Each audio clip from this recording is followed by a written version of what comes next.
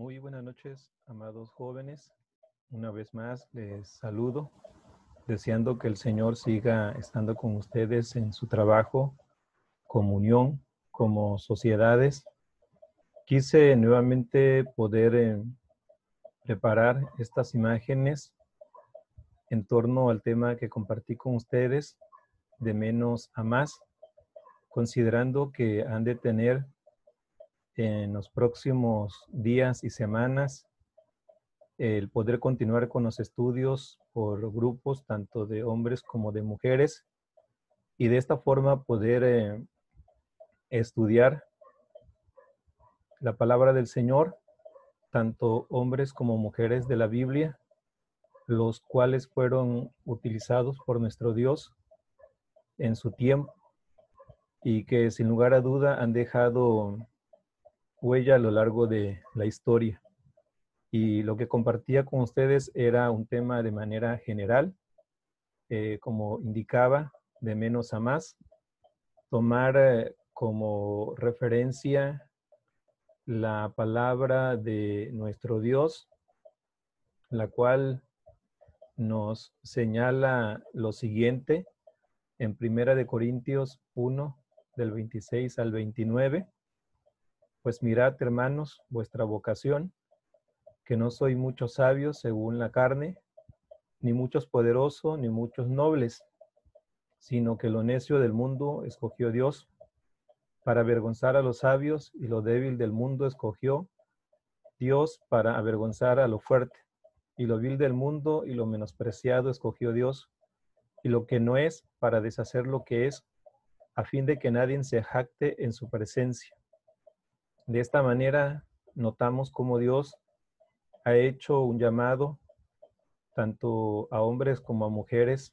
para el ministerio de su palabra, y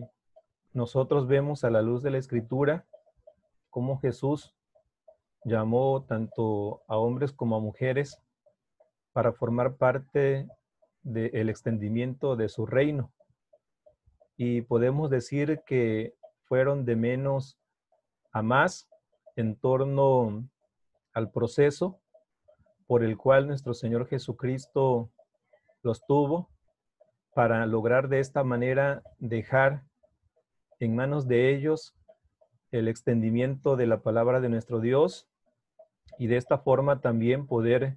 constituir la vida de la iglesia. Lo que ellos hicieron en su momento impactó en su tiempo, y para nosotros nos ha dejado un gran legado, lo cual también ha de ser de inspiración para el ministerio y el trabajo que realizamos, y sobre todo en el caso de ustedes como jóvenes, para poder seguir impulsando el trabajo en sus respectivas iglesias. Y en ese llamado que nuestro Señor Jesucristo hizo a estos hombres, queremos señalar el siguiente proceso. Y dentro de ese proceso hubo un reclutamiento. Comentaba con ustedes que en el área de la administración está el Departamento de Recursos Humanos, y en este departamento se sigue cierto procedimiento para integrar a los que han de colaborar o trabajar dentro de la empresa. Bueno, también nuestro Señor Jesucristo, como un buen administrador, notamos que también Él siguió un proceso, y decíamos que en este reclutamiento es la predicación que Él tuvo de una manera general para cada una de las personas cuando Él inicia su ministerio predicando y diciéndole a las personas que el reino de los cielos se había acercado. Pero así como también Él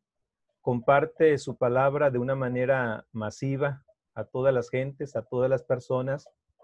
de igual manera vemos que Él hace también una selección, y esa selección que Él hace es precisamente de 12 hombres, de 12 discípulos, y que en la Biblia el número 12 simboliza las 12 tribus de Israel. Y sabemos que Dios le dijo a sus discípulos que ellos se sentarían en el trono para juzgar las 12 tribus de Israel, las cuales en su momento se apartaron tras la idolatría, dejaron de adorar al Dios vivo y verdadero. Entonces Dios eligió a 12 hombres. Y algo importante es que Él no le pidió su currículum vitae para ver qué era lo que sabían o conocían. Y sobre todas las cosas también vemos que Él no eligió a ningún rabí, a ningún escriba, a ningún fariseo, sino a gente común del pueblo. Los llamó precisamente para integrar a ese grupo de 12 hombres quienes serían los que recibirían esa palabra para compartirla con otras personas. Entonces, nuestro Señor Jesucristo seleccionó a 12 hombres, pero también vemos que en el transcurso del tiempo que estuvo nuestro Señor Jesucristo, Él los capacitó, los adiestró para este ministerio. Y tenemos que reconocer que en esta capacitación y adiestramiento, nuestro Señor Jesucristo estuvo en mucha comunicación con ellos, estuvo cerca de ellos como el maestro, como el mentor, como el guía que estaba dándole los conocimientos para que ellos pudieran desarrollar el trabajo al cual estaban siendo llamados. Y de igual manera, una vez que fueron capacitados, adiestrados, nuestro Señor Jesucristo los envió a cumplir con la comisión, a cumplir con la gran tarea que era de la predicación del Evangelio. Es así entonces como nuestro Señor Jesucristo hace este procedimiento, este proceso en el llamado de estos hombres. Pero de igual manera es importante señalar el tercer paso que hace nuestro Señor Jesucristo, que tiene que ver con la capacitación o adiestramiento de los 12 discípulos. Reconocer que Él estuvo, decíamos, cerca de ellos y sobre todas las cosas, a la luz de la Escritura vemos que este entrenamiento no fue nada fácil, ya que en la vida de los discípulos muchas veces mostraron una carencia de entendimiento, mostraron también carencia de humildad, mostraron también carencia de fe, mostraron también carencia de compromiso, mostraron carencia también de poder y sobre todas las cosas también aspectos temperamentales como parte de su personalidad. Y por lo tanto podemos considerar que el entrenamiento para nuestro Señor Jesucristo, el cual de acuerdo a algunos historiadores indican que fue un lapso de 18 meses que Jesús estuvo con sus discípulos, entrenándolos, capacitándolos, y de esta forma entonces reconocemos que fue una ardua labor que el Señor Jesús realizó, pero que finalmente se traduce en el hecho de que Jesús pudo transformar la vida de estos hombres que eran incultos, que se dedicaban a la pesca, que se dedicaban a las actividades agrícolas, que eran cobradores de impuesto. El Señor los llamó y de esta forma también transformó su vida y como decíamos al principio, fueron de menos a más, hombres comunes que fueron discípulos de nuestro Señor Jesucristo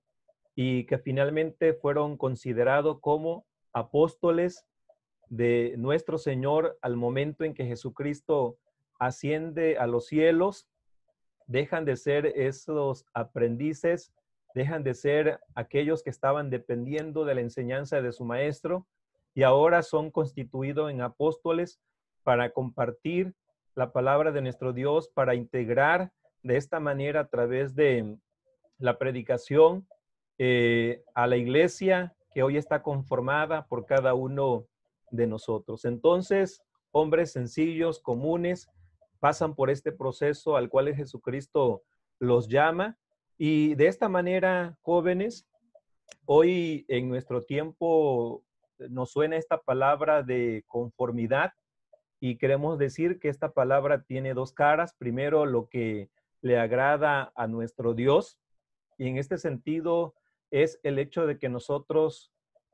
podamos vivir agradecido por lo que Él nos concede, por lo que Él nos da, de tal manera que el apóstol Pablo también llegó a reconocer que él estaba contento con lo que Dios le había dado y estaba contento en los momentos de escasez, en los momentos de abundancia, contento en los momentos de alegría, como también en los momentos de tristeza. Así que esto es algo que Dios le agrada de cada uno de nosotros y en este tiempo tenemos que estar conforme con lo que Dios nos ha dado, de tal manera que podamos también agradarle a Él. Pero la otra cara de la palabra conformidad es la pasividad. Y decíamos entonces, hoy también muchos de nosotros estamos siendo pasivos. En ese sentido, estamos con una mente conformista, con una actitud conformista, pero el Señor nos ha llamado para continuar adelante su obra, para continuar adelante el trabajo en la vida de la iglesia, en la vida de la sociedad a las cuales ustedes están sirviendo, en la vida de la unión que conforma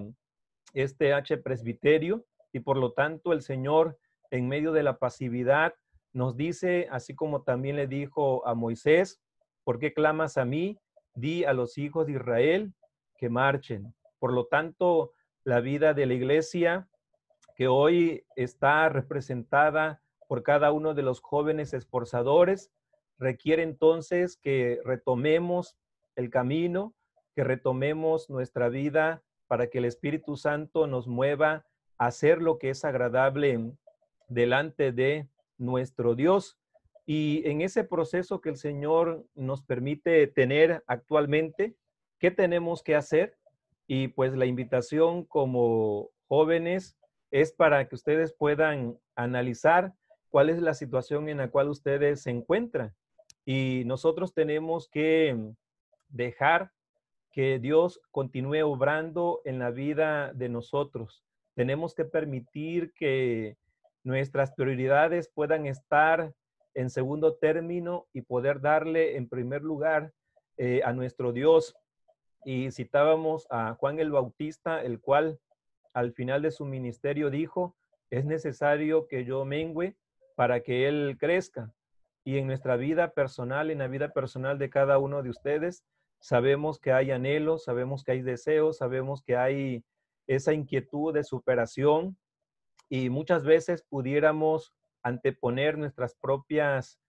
inquietudes, nuestros propios deseos a los planes de nuestro Señor Jesucristo. Y por eso también Jesús, cuando lanza el reto a las multitudes que le seguían, Él dijo, y todo aquel que quiera venir en pos de mí, niéguese a sí mismo, tome su cruz y sígame. Entonces, en ese análisis que tenemos que hacer, tenemos que permitir que Cristo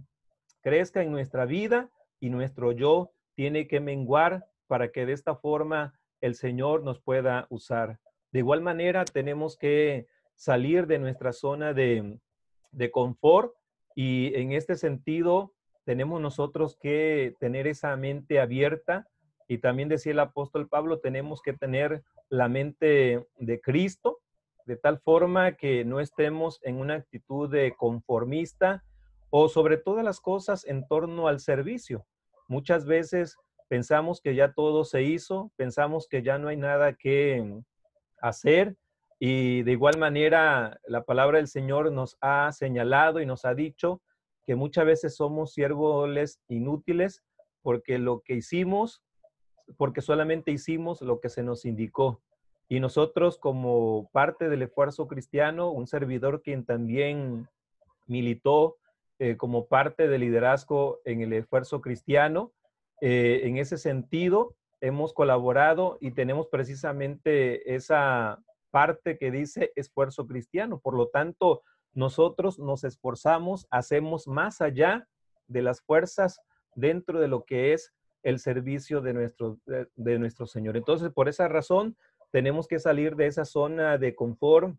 esa zona en la cual podemos pensar, no hay nada que hacer, ya todo se hizo, o no cuento con esto, no cuento con aquello, sino al contrario, tenemos que dar ese tercer paso en el cual los invitamos para volver a empezar y tener esa fe con la cual tenemos que reconocer que Dios va a abrir puertas, Dios va a permitir que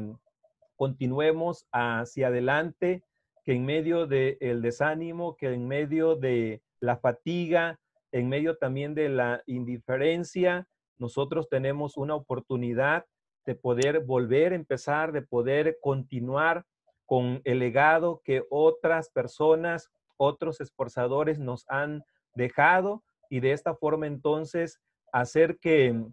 el reino de los cielos se siga extendiendo, que el movimiento del esfuerzo cristiano siga teniendo la vigencia en nuestro tiempo y por lo tanto tenemos entonces que continuar la obra que el Señor ha delegado en la vida de cada uno de nosotros. Es importante señalar que los héroes más grandes son aquellos que son el medio humano que Dios utiliza para cambiar a las personas para siempre, para el bien de ellos y para gloria de Él. Tú fuiste llamado para marcar la diferencia en tu generación. Y queremos decirte,